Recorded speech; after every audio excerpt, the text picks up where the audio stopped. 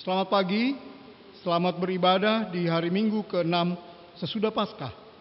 Kiranya ibadah yang kita lakukan saat ini berkenan di hadapan Tuhan serta menguatkan iman dan kesetiaan kita. Pemberita firman pada ibadah pagi hari ini adalah Pendeta Esterina Manusiwa. Jemaat yang dikasihi Tuhan Yesus Kristus, untuk menyatakan kesediaan kita menyambut firman Tuhan hadir di tengah persekutuan kita, mari kita berdiri dan memuji Tuhan dengan kidung dari Gita Bakti 16 ayat 1. Kau yang layak.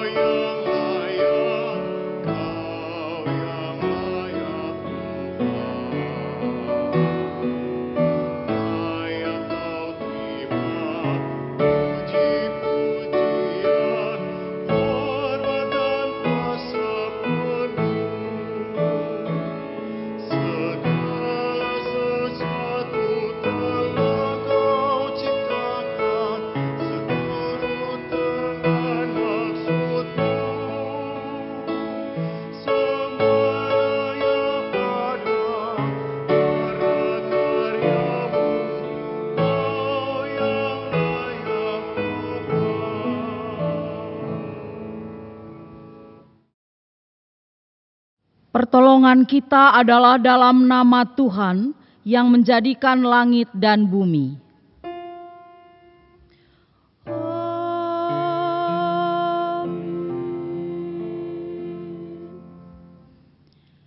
Di mana ada kebenaran, di situ akan tumbuh damai sejahtera.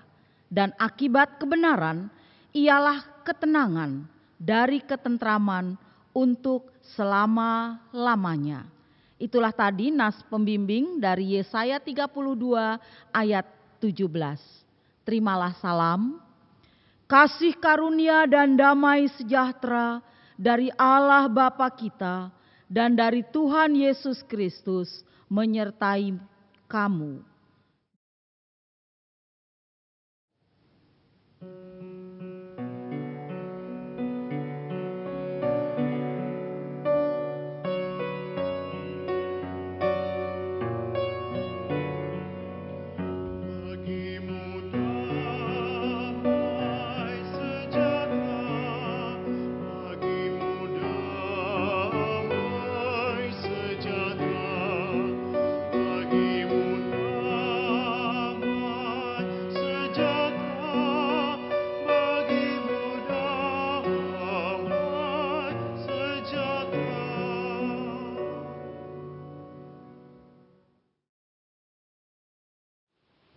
Jemaat, dipersilakan duduk. Dengan rasa sesal dan malu, dan dengan kerendahan hati, marilah mengaku akan dosa-dosa kita.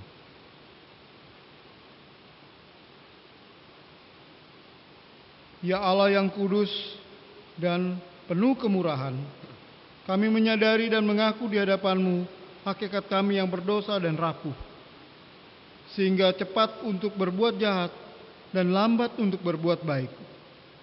Kami menyadari dan mengaku akan kelemahan kami dan sikap hidup yang mementingkan diri. Engkau mengetahui betapa sering kami berdosa, menggembara dari jalan-Mu, menyia-nyiakan pemberian-Mu, dan melupakan kasih-Mu, ya Allah, Maha Kasih. Kasihilah kami orang-orang yang telah malu dan menyesal ini, karena dalam segala hal kami telah menyakiti hati-Mu. Ajarlah kami untuk membenci kesalahan yang kami lakukan. Bersihkanlah kami dari dosa kami demi nama anak-Mu yang kekasih. Tolonglah kami, ya Allah yang pengasih, agar kami hidup dalam terang-Mu dan berjalan pada jalan-Mu sesuai seperintah Yesus Kristus, Tuhan kami. Demikian pengakuan umat-Mu, dengarlah ya Tuhan.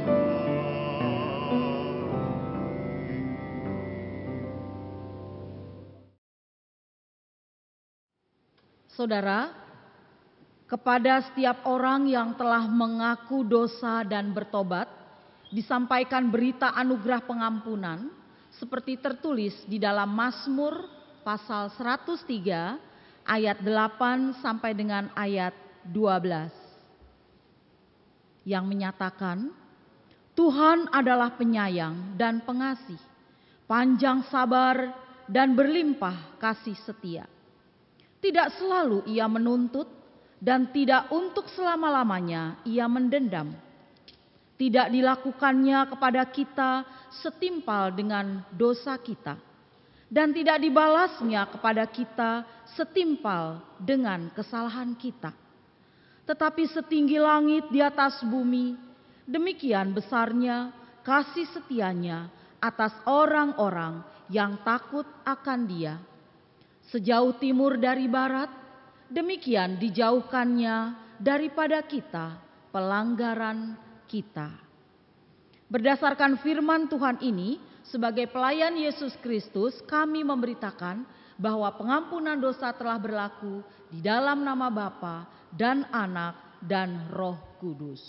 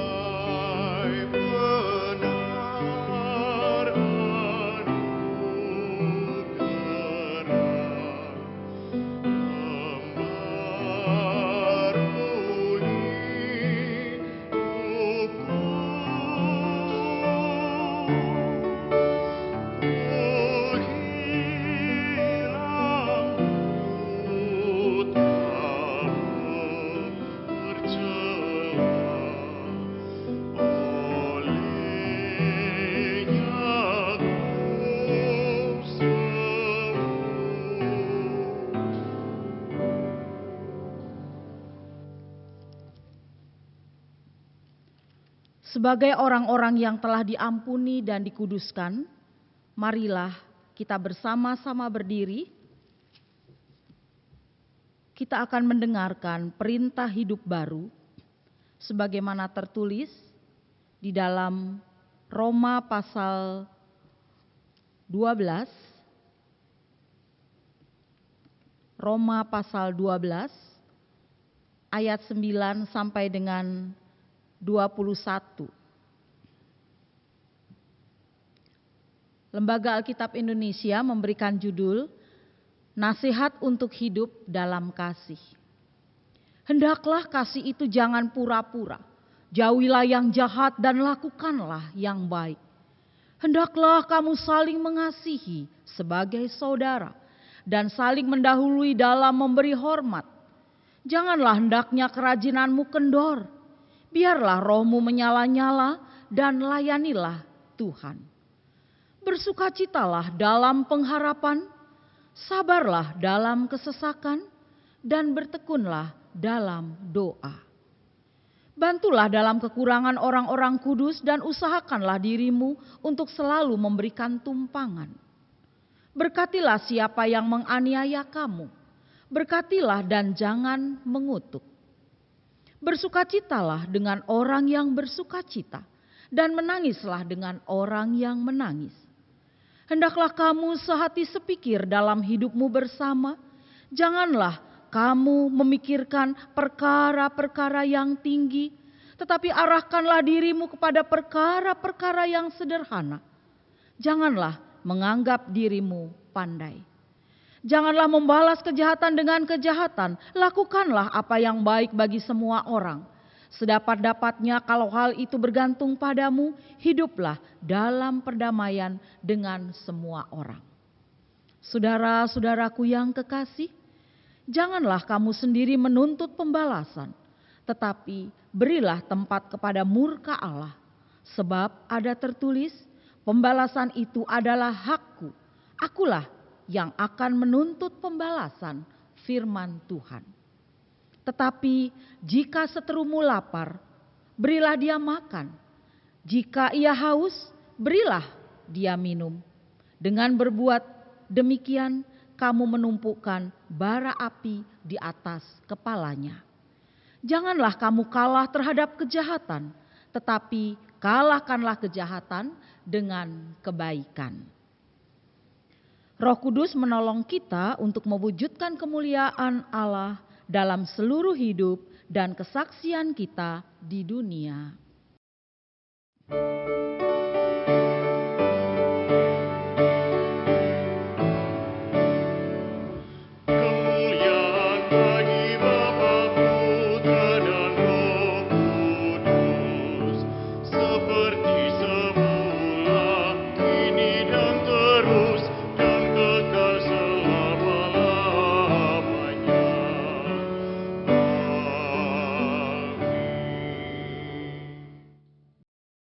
Dipersilahkan duduk. Saudara-saudara, sebelum kita mendengarkan firman Tuhan, mari kita berdoa. Ya Allah Bapa di surga, ya Tuhan Yesus Kristus, Sang Firman yang hidup, karuniakanlah kepada kami kuasa Roh Kudus yang dapat memimpin kami untuk mendalami kebenaran firman-Mu, dan ajarlah kami untuk kami dapat melakukannya di dalam hidup beriman kami. Urapilah hamba-Mu yang akan menyampaikan kebenaran firman-Mu ini Tuhan. Layakkan dan sucikan hamba, agar hamba dapat menyampaikannya dengan penuh sukacita. Di dalam nama Tuhan Yesus kami sudah berdoa. Amin. Marilah berdiri untuk mendengar firman Tuhan. Haleluya.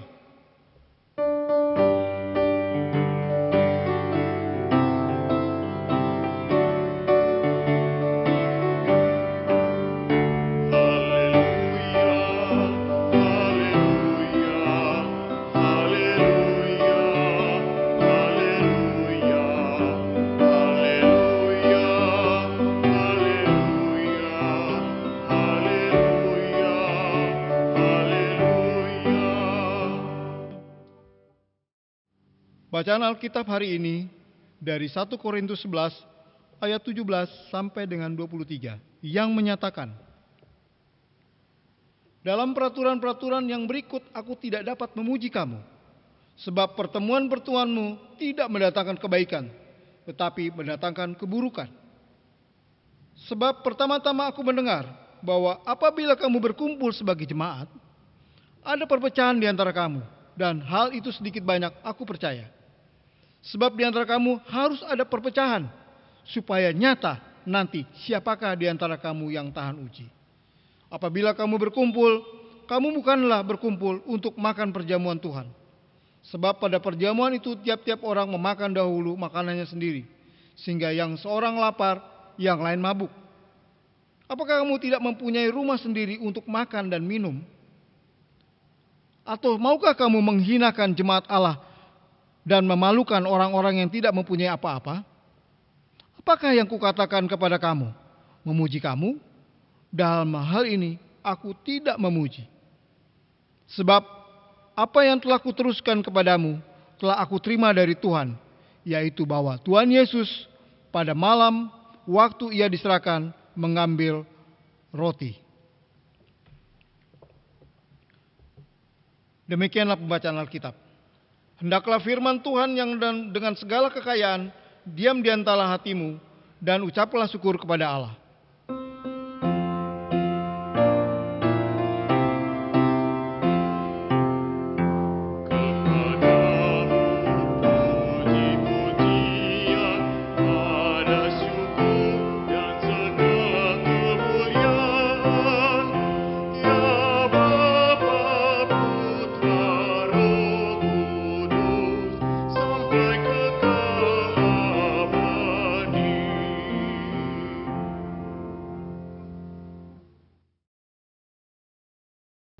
Silahkan duduk. Saudara-saudara yang dikasihi dan yang mengasihi Tuhan Yesus Kristus, bacaan Alkitab kita pada hari ini dari 1 Korintus 11 ayat 17 sampai dengan 23. tetap dari Korintus ya, karena minggu lalu tanggal 10 Mei juga dari 1 Korintus, tapi pasalnya pasal yang keempat ayat 6 sampai dengan ayat 13. Saudara-saudara, seperti penjelasan juga di minggu yang lalu tentang kota Korintus, kita sudah semua mengetahuinya.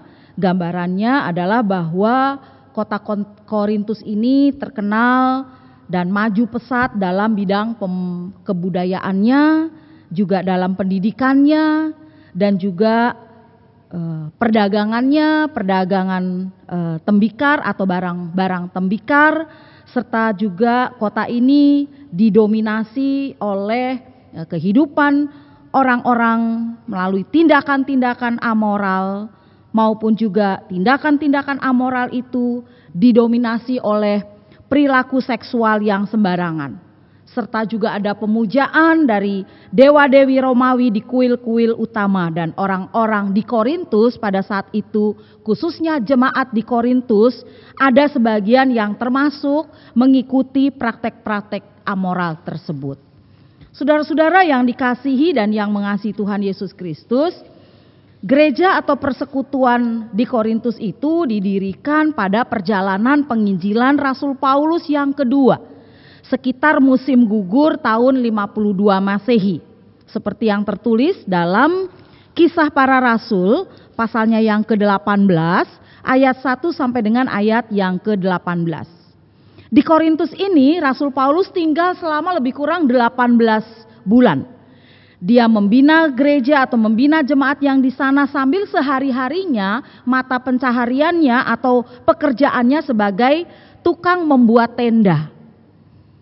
Nah, Paulus menyebut orang-orang di Korintus atau jemaat di Korintus itu tidak kekurangan dalam suatu karunia apapun. Jadi atas keadaan seperti ini, jemaat di Korintus itu dia sangat senang ketika Rasul Paulus memuji ataupun juga menyebut sebagai jemaat yang tidak kekurangan dalam satu karunia apapun. Sehingga pujian ini membuat mereka pada saat itu juga menjadi congkak atau menjadi sombong. Bahkan mereka juga merasa puas diri, bangga diri. Nah, dalam keadaan jemaat yang sedemikian ini boleh dikatakan bahwa jemaat itu menjadi kacau. Tetapi luapan kegembiraan mereka pada saat itu akhirnya bukan mereka tujukan kepada Kristus. Bukan mereka tujukan kepada Tuhan, tetapi justru istilahnya kalau boleh memakai kata-kata kita sehari-hari, mereka berfoya-foya, mereka berhappy-happy-ria begitu. Mereka bersenang-senang terhadap perempuan-perempuan pada saat itu untuk memenuhi nafsu mereka atau hasrat mereka. Dan terjadilah pada saat itu praktek-praktek penyembahan berhala. Nah, saudara-saudara, mengingat jemaat yang seperti ini, jemaat di Korintus ini, bahkan Rasul Paulus juga ingin bahwa jemaat itu tetap ada di dalam persekutuan, koinonia. Mereka ingin, Rasul Paulus ingin mereka hidup sehati sepikir, seia sekata, dan jangan timbul perpecahan di antara jemaat. Dan ini perhatian utama dari Rasul Paulus. Saudara-saudara, peringatan ini diberikan oleh Rasul Paulus karena apa? Karena di dalam jemaat itu timbul beberapa alasan yang membuat mereka pecah. Kenapa? Pertama, adanya berbagai ajaran yang membuat jemaat menjadi berselisih, saudara-saudara. Itu ada di 1 Korintus pasalnya yang ke-1, ayatnya yang ke-11. Kemudian juga ada perasaan iri hati. Itu ada di 1 Korintus 3 ayat yang ke-3. Dan yang kedua, orang yang kuat mencari kesenangan sendiri dalam rituan penyembahan berhala mereka, sehingga mereka tidak memperhatikan kehidupan orang lain yang lemah. Itu ada di 1 Korintus 10 ayat 33. Kemudian alasan yang ketiga yang membuat perpecahan adalah adanya orang-orang tertentu, orang-orang yang berduit atau orang-orang yang kaya yang memakan semua, melahap semua hidangan saat perjamuan bersama. Sehingga orang yang datang belakangan ya tidak mendapatkan bagiannya dan tentu mereka akan sangat kelaparan. Dan yang terakhir, ini juga ditimbulkan karena adanya orang yang saling membanggakan karunianya sendiri-sendiri. Dan dalam peringatan ini Rasul Paulus menggunakan metafora tentang banyaknya anggota di dalam satu tubuh untuk memberitahukan jemaat bahwa setiap anggota tubuh itu harus saling mendukung, harus saling menopang satu dengan yang lain. Saudara-saudaraku, sebagai umat Tuhan, jemaat harus bisa menunjukkan ya hidup mereka yang kudus. Ya, Rasul Paulus di sini mengingatkan bahwa status mereka bukanlah lagi orang biasa, melainkan status mereka adalah umat yang telah disucikan, umat yang telah dikuduskan, umat yang telah dibenarkan oleh Tuhan di dalam Yesus Kristus dan juga oleh Roh Kudus. Peringatan ini diberikan oleh Rasul Paulus karena banyak dari anggota jemaat yang terlibat di dalam hubungan seks bebas, bahkan hubungan seks sesama anggota keluarga, padahal mereka belum ada dalam hubungan suami istri. Ada juga mereka yang datang ke kuil-kuil ya untuk dilayani pelacur, dan kemudian mereka melakukan ritual-ritual penyembahan berhala. Saudara, sebenarnya praktek-praktek kejahatan dan persinahan tersebut ya pada saat itu ya tidak dilarang, bahkan diizinkan oleh tradisi karena saat itu sedang terkenal istilahnya tubuh adalah rumah jiwa. Sehingga orang harus menjaga jiwa dengan memenuhi keinginan tubuh mereka. Nah, untuk menanggapi persoalan bergaul dengan pelacur ini, Rasul Paulus memahaminya dari Amsal 6 ayat 26 dan 32. Bahwa selain merusak, hal itu juga dapat menyebabkan berdosa. Keberdosaan diri mereka, bahkan terhadap diri mereka dan juga terhadap Tuhan. Kemudian yang kedua, menanggapi slogan yang terkenal itu tadi, di sini Rasul Paulus menegaskan bahwa tubuh itu adalah milik Tuhan dan merupakan bagian dari anggota tubuh Kristus. Oleh karena itu jemaat harus memuliakan Allah atau memuliakan Tuhan dengan tubuhnya. Saudara-saudara yang dikasihi Allah dalam Tuhan Yesus Kristus, khusus dalam bacaan kita hari ini ya yang menjadi sorotan bacaan kita dan juga judul, mari kita lihat lagi bacaan kita. Dan termasuk juga judul yang diberikan oleh kita lewat Sabda Gunadarma. Ya, kita kombinasikan dengan judul dari LAI, Lembaga Alkitab Indonesia. Apa itu judulnya? Kebiasaan-kebiasaan yang salah dalam perjamuan malam. Saudara, menjadi kebiasaan persekutuan atau gereja pada saat itu bahwa setiap kali mereka akan mengadakan perjamuan kudus itu diawali dengan perjamuan makan atau perjamuan kasih. Ya, mereka sebutnya seperti itu, perjamuan kasih. Dalam perjamuan kasih ini biasanya masing-masing orang membawa makanan, ya, semacam potluck begitu. Mereka membawa makanan untuk kemudian dimakan secara bersama-sama, jadi sharing. Nah, kita bisa membayangkan dengan latar belakang strata sosial yang berbeda pada saat itu. Ya, jadi lumrah ketika ada jemaat yang kaya, jemaat yang banyak uang, ya mereka membawa makanan yang berlimpah ruah. Mereka membawa makanan yang enak-enak atau membawa makanan yang mewah. Sedangkan kalau kita lihat dari kalimat Rasul Paulus, kelihatannya ada jemaat yang berkekurangan, jemaat yang miskin, tidak membawa apa-apa. Lihat di dalam ayat 22. Apakah kamu tidak mempunyai rumah sendiri untuk makan dan minum? Atau maukah kamu menghinakan jemaat Allah dan memalukan orang-orang yang tidak mempunyai apa-apa? Perhatikan ya. Orang-orang yang tidak mempunyai apa-apa. Kita lihat di sini, saudara-saudara. Bahkan betul pada saat itu yang mendapat undangan boleh dikategorikan adalah orang-orang yang miskin, tidak membawa apa-apa. Mereka hanya datang memenuhi undangan yang berlaku pada saat itu untuk mengadakan jamuan kasih. Tetapi Bapak Ibu Saudara, karena yang orang-orang miskin ini datangnya setelah orang kaya itu datang, belakangan begitu ya, maka jelas kalau kita lihat dalam bacaan kita selanjutnya mereka tidak mendapat apa-apa. Karena apa? Karena ketika mereka sudah berkumpul, orang-orang kaya itu kemudian sudah datang duluan, mereka juga langsung memakan makanan yang mereka bawa. Jadi sepertinya lucu ya Bapak Ibu Saudara ya. Kalau ada kita datang diundang misalnya dalam satu pesta atau dalam satu pertemuan ya. Kita belum datang tetapi yang mengundang tuan rumahnya sudah menghabiskan semua makanan yang disajikan untuk kita. Nah, ini yang terjadi. Saudara-saudara yang dikasih Allah di dalam Tuhan kita Yesus Kristus, sebetulnya di mana mereka pada saat itu mengadakan jamuan kasih ini. Karena mereka pada saat itu belum punya tempat persekutuan yang tetap. Mereka belum punya tempat ibadah yang tetap. Dan jemaat biasanya berkumpul untuk beribadah dan makan, ya, perjamuan secara bersama-sama itu di rumah anggota jemaat masing-masing. Dan khususnya di jemaat yang kaya. Dan biasanya rumah orang kaya pada saat itu ada 2 ruangan saudara-saudara.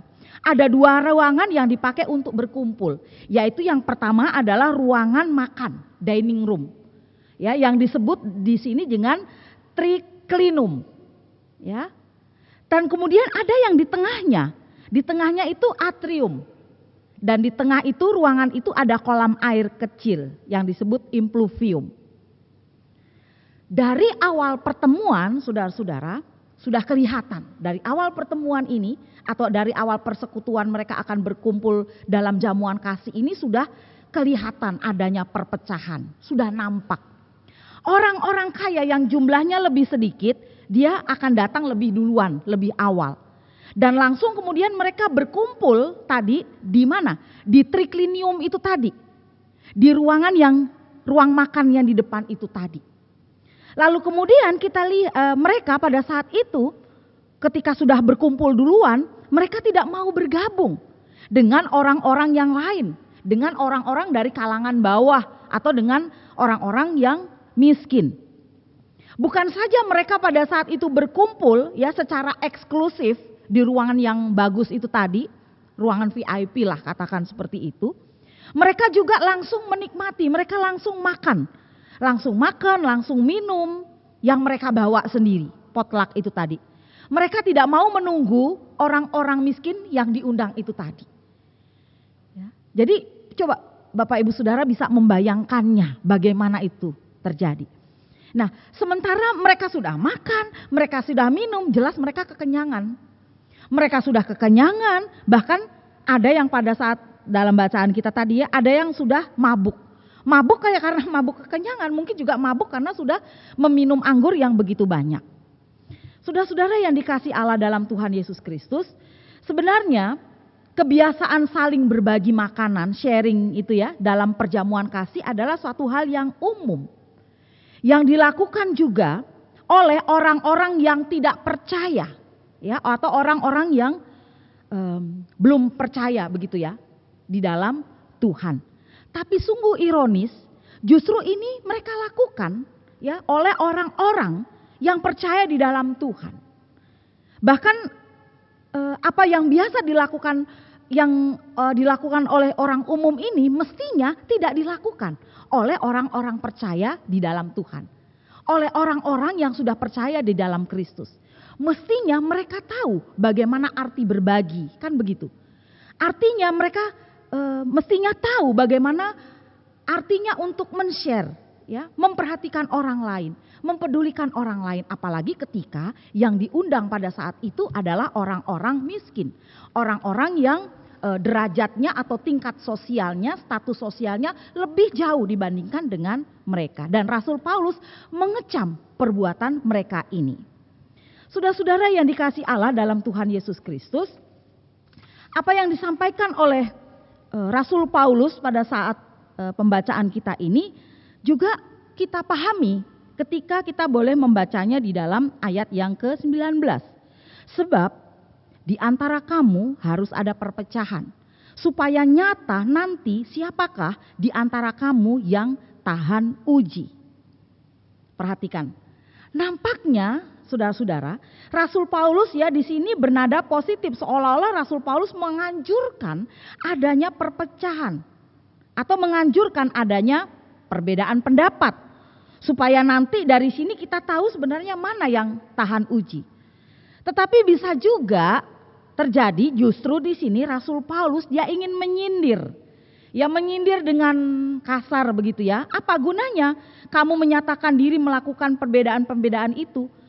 Apa sebenarnya yang kamu inginkan? Bukankah sebetulnya kalau kamu mau makan, minum berlebihan, kamu mau makan, minum yang enak-enak, kan kamu bisa melakukan itu di rumah. Seperti yang dikatakan dalam ayat 22a. Ya, apakah kamu tidak mempunyai rumah sendiri untuk makan dan minum? Artinya bagaimana? Kalau mereka punya rumah sendiri ya, punya rumah masing-masing, mereka bisa makan, bisa minum dengan bebas. Mereka bisa makan, bisa minum dengan puas begitu ya, sampai kenyang.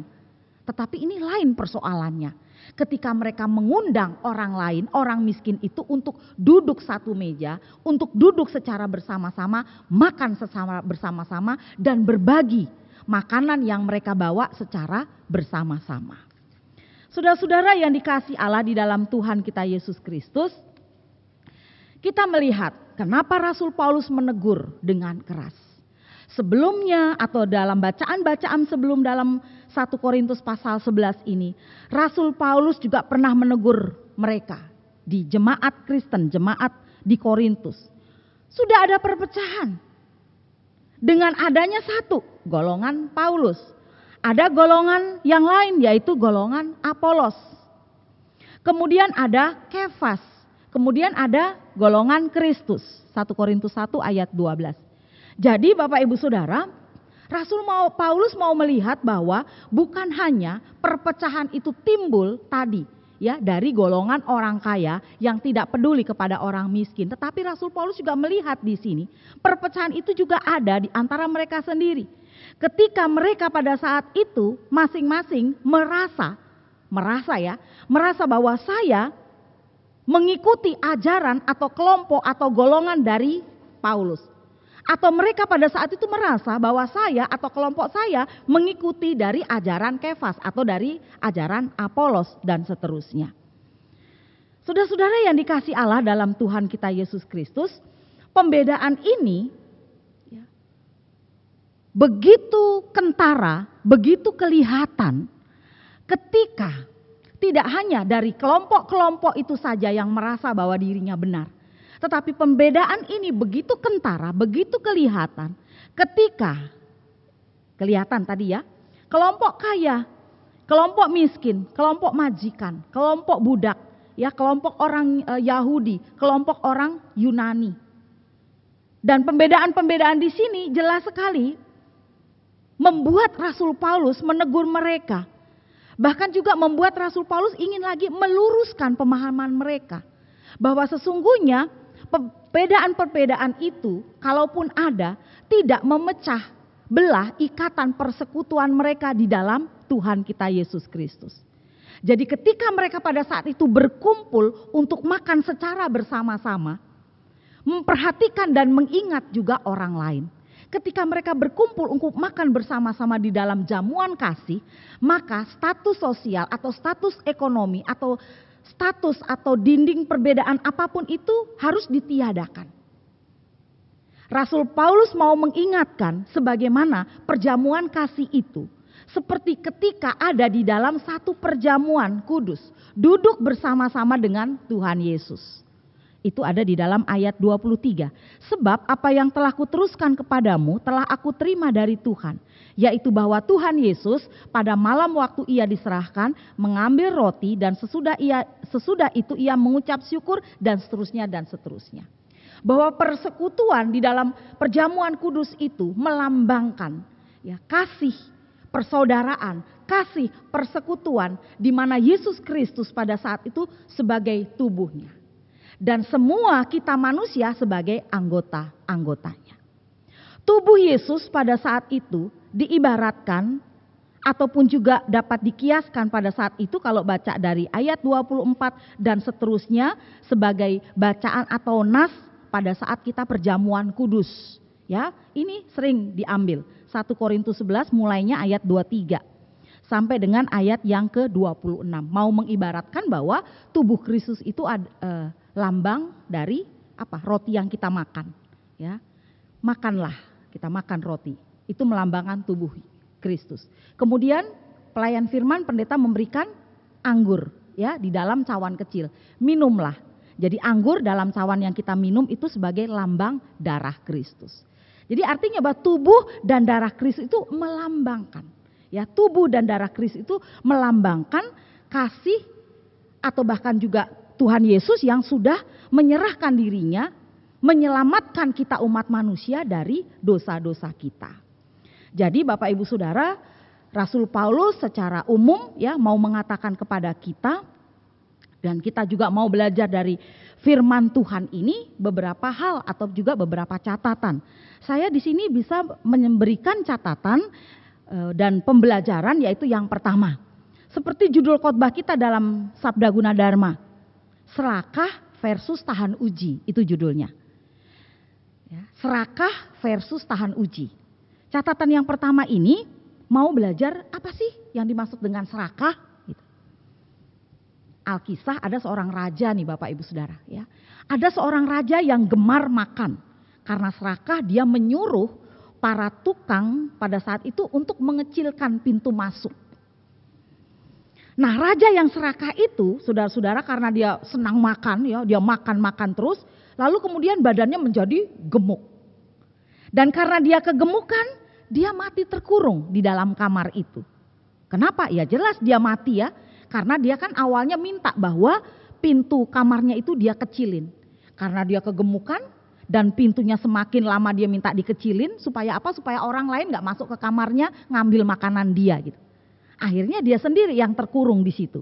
Dan dia meninggal. Nah ilustrasi ini mau menunjukkan kepada kita betapa mentalitas serakah itu juga ada di sekeliling kita. Coba kita bisa lihat ketika mungkin sekitar tahun 1998 ya. Kalau tidak salah sekitar tahun itu ketika ada krisis moneter. Ya. Berapa banyak orang yang berduit, berapa banyak orang yang kaya. Orang yang punya segalanya, ibaratnya kalau dia punya kekayaan tidak habis dimakan 7 turunan gitu.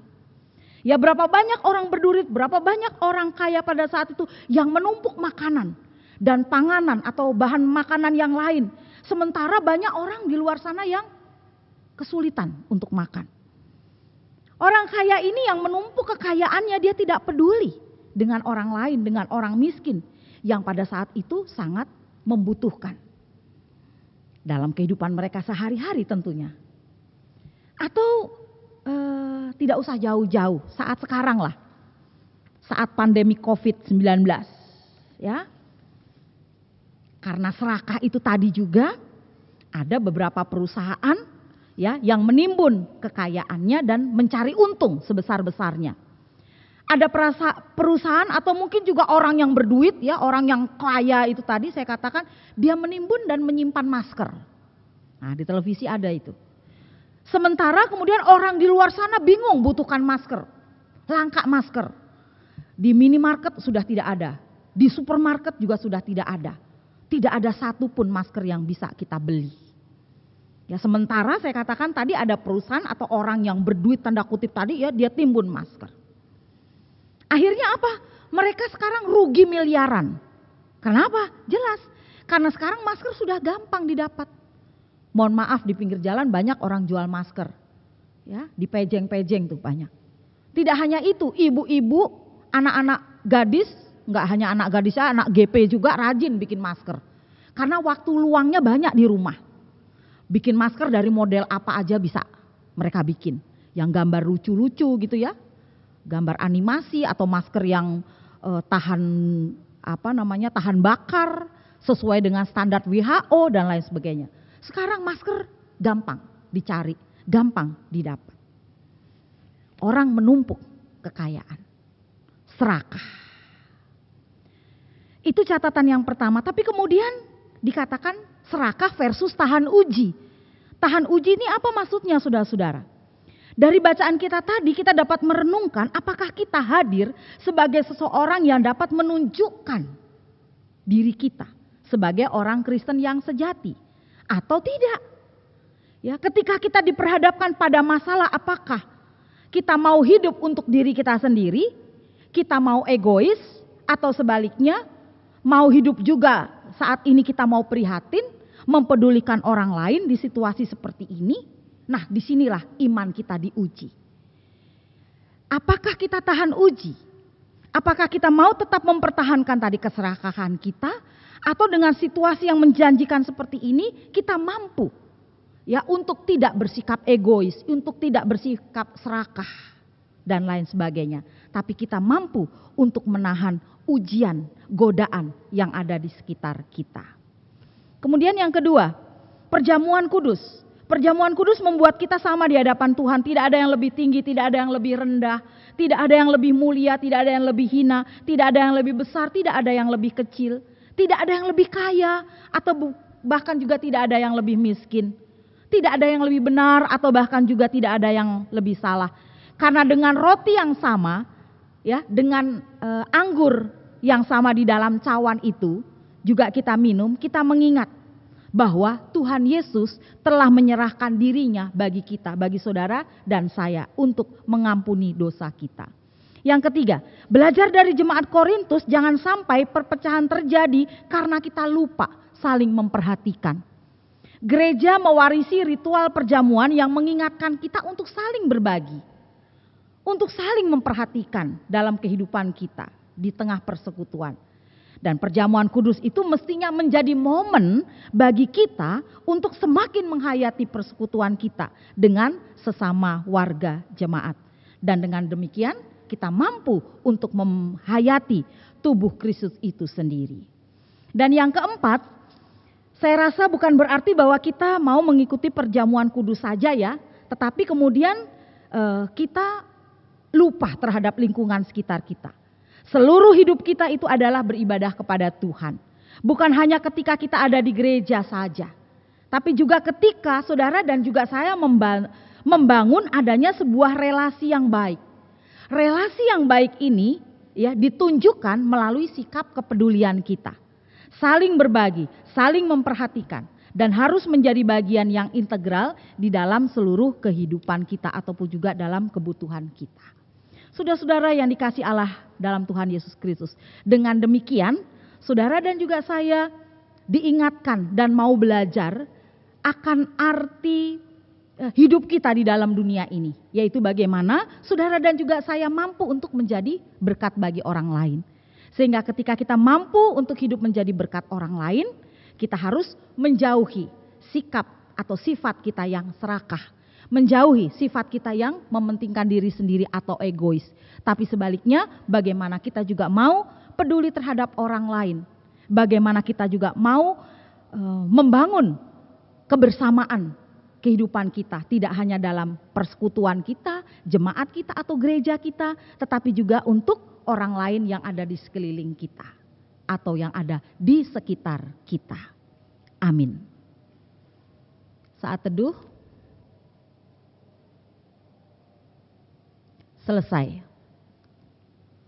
Saudara, mari kita memuji nama Tuhan. Dari Kidung Jemaat 444 mengucap syukurlah.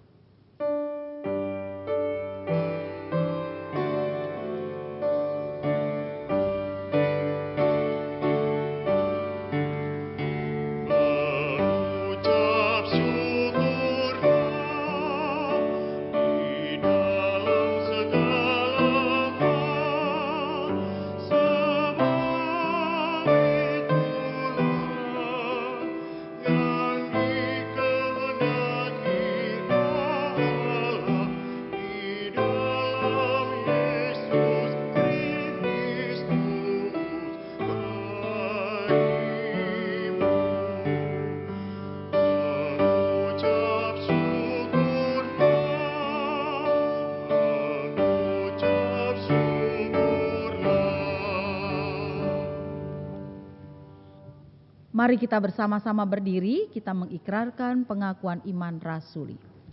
Aku percaya kepada Allah, Bapa yang Maha Kuasa, Halik langit dan bumi, dan kepada Yesus Kristus, anaknya yang tunggal Tuhan kita, yang dikandung daripada Roh Kudus, lahir dari anak darah Maria, yang menderita di bawah pemerintahan Pontius Pilatus, disalibkan, mati dan dikuburkan, turun ke dalam kerajaan maut. Pada hari yang ketiga, bangkit pula dari antara orang mati, naik ke surga, duduk di sebelah kanan Allah, Bapa yang Maha Kuasa, dan akan datang dari sana untuk menghakimi orang yang hidup dan yang mati. Aku percaya kepada Roh Kudus, gereja yang kudus dan am, persekutuan orang kudus, pengampunan dosa, kebangkitan daging, dan hidup yang kekal. Silahkan duduk. Kita menaikkan doa syafaat. Ya Allah Bapa Sorgawi, terima kasih karena firman-Mu mengajarkan kami agar kami tidak hidup serakah dan kami bisa tahan uji di dalam setiap persoalan, masalah, dan pergumulan yang kami alami dalam kehidupan kami. Terima kasih juga karena firman-Mu boleh selalu kami dengar setiap hari Minggu, bahkan juga setiap pada saat kami beribadah, ibadah keluarga di hari Rabu, atau firman-Mu itu juga boleh kami dengar. Mungkin kami juga boleh mendengar lewat puji-pujian sebagai firman yang hidup, atau bahkan juga ketika kami boleh membaca dan merenungkan firman-Mu itu dalam sapaan pagi, lewat sabda bina umat pagi, lewat sabda bina umat yang malam, dan juga lewat morning call ataupun juga night call yang dilaksanakan oleh Departemen Pelayanan dan Kesaksian GPIB. Terima kasih Bapa, semuanya itu boleh membangun iman kami. Bapa, melalui doa syafaat, kami berdoa bagi bangsa dan negara Indonesia yang kami cintai. Tuhan Yesus memberkati Bapak Presiden, Wakil Presiden, para menteri, pimpinan di daerah dan pusat, TNI dan Polri, dan setiap mereka Tuhan yang dengan keikhlasannya, dengan ketulusannya juga mau melayani sesama kami, mau membantu sesama kami, baik kami yang sedang sakit di rumah atau di tempat isolasi sehubungan dengan COVID-19 ini. Oleh karenanya Tuhan memberkati para dokter, para medis, juga sukarelawan, sukarelawati, dan siapapun Tuhan yang tergerak dan rindu untuk membantu sesama kami. Tuhan menjaga mereka, Tuhan memberikan kesehatan bagi mereka, Tuhan juga menjauhkan semua dari penyakit yang akan masuk ke dalam tubuh mereka. Karena kami percaya Tuhan, mereka juga mau berada di garda terdepan untuk menolong dan membantu sesamanya. Kami juga mau berdoa untuk pelayanan gereja, meskipun di hampir semua gereja saat ini tidak beribadah di gedung gerejanya masing-masing, tetapi mereka beribadah di rumah mereka secara online. Tuhan tetap memberkati pelayanan gereja-gereja Tuhan. Tuhan Yesus memberkati juga pelayanan gereja kami GPIB, baik itu di pucuk pimpinan di tingkat sinodal, di musyawarah pelayanan di Mupel Jakarta Barat, di jemaat kami GPIB Sangkakala. Tuhan Yesus memberikan kekuatan, kesehatan buat kami semua jemaat sektor 1 dan 2. Juga memberikan kesehatan buat kami para presbiter, bagi kami para pengurus ke-6 pelayanan kategorial, panitia yang saat ini juga sudah membantu kami dalam recording. Tuhan Yesus memberkati juga yang bekerja mulai dari Selasa sampai Sabtu, para pegawai gereja Sangkakala. Tuhan Yesus juga melindungi kami tinggal di dalam kompleks Kodam ini. Biarlah Bapa, Tuhan Yesus Kristus yang baik, tetap menjaga hubungan kami yang baik dengan lingkungan dan masyarakat yang ada di sekitar gereja kami ini.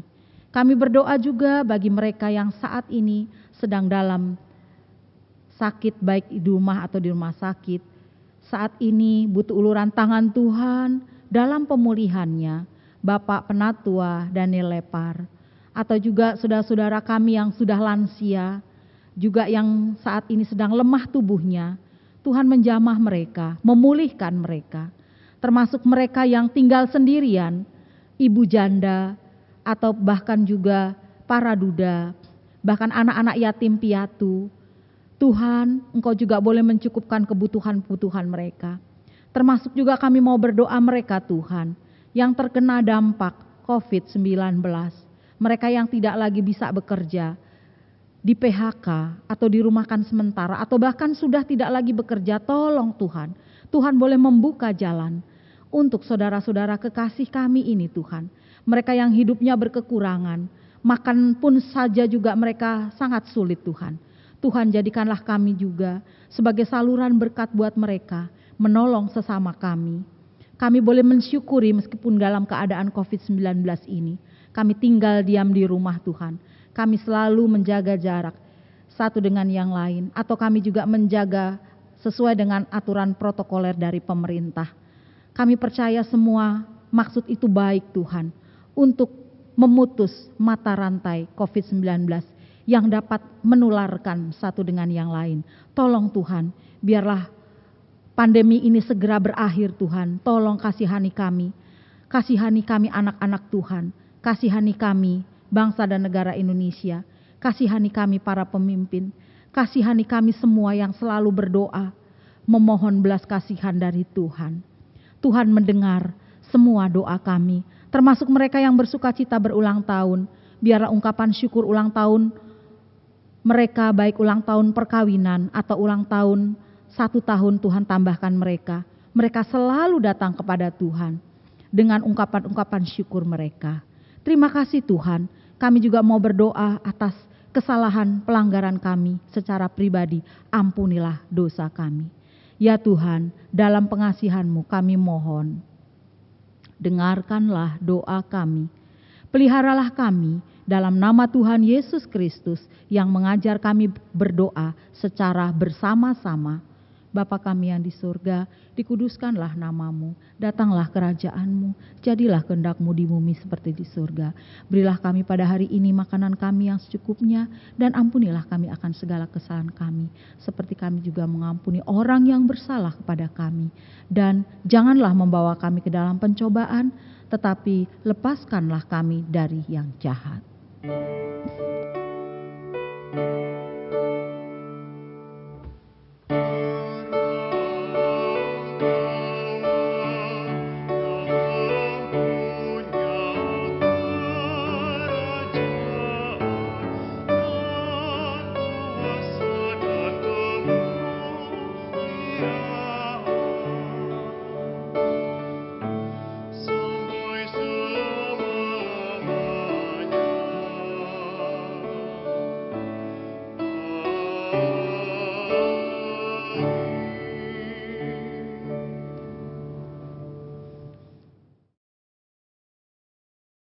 Jemaat yang diberkati Tuhan, mari menyatakan ungkapan syukur hati kita dengan memberi persembahan kepadanya sambil mengingat ayat Alkitab dari Kolose 3 ayat 17 yang menyatakan, "Dan segala sesuatu yang kamu lakukan dengan perkataan atau perbuatan, lakukanlah semuanya itu dalam nama Tuhan Yesus, sambil mengucap syukur oleh Dia kepada Allah Bapa kita." Tuhan memberkati saudara dan persembahan saudara.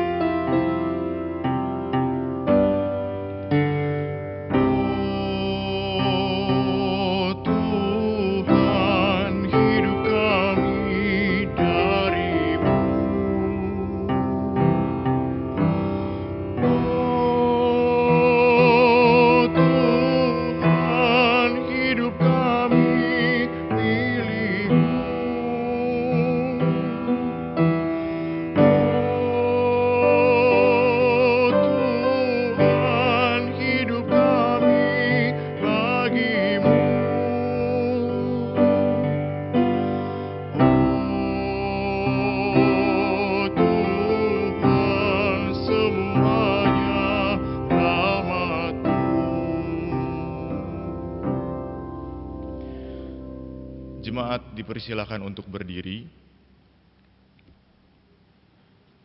Ya Tuhan Allah kami, hidup yang Kau karuniakan sungguh melebihi apa yang kami pikirkan. Segala pekerjaan yang tidak sempurna telah Kau sempurnakan oleh Kristus Yesus. Itulah sebabnya kami bersyukur kepadamu dengan membawa persembahan sukarela ini, bukan untuk membuat engkau menjadi kaya, melainkan untuk memuliakan namamu, serta menjadi berkat bagi banyak orang yang menderita. Amin. Kita akan kembali ke dalam kehidupan kita masing-masing, dan marilah kita melakukan firman Tuhan yang sudah kita dengar. Gita Bakti 364, bait pertama, syukur kami ungkapkan.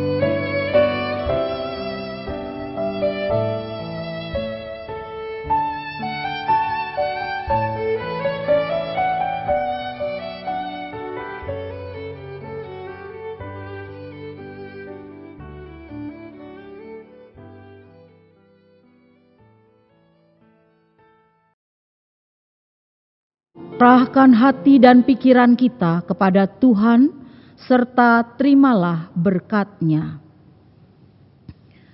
Tuhan memberkati engkau dan melindungi engkau. Tuhan menyinari engkau dengan wajah-Nya dan memberi engkau kasih karunia. Tuhan menghadapkan wajah-Nya kepadamu dan memberi engkau damai sejahtera.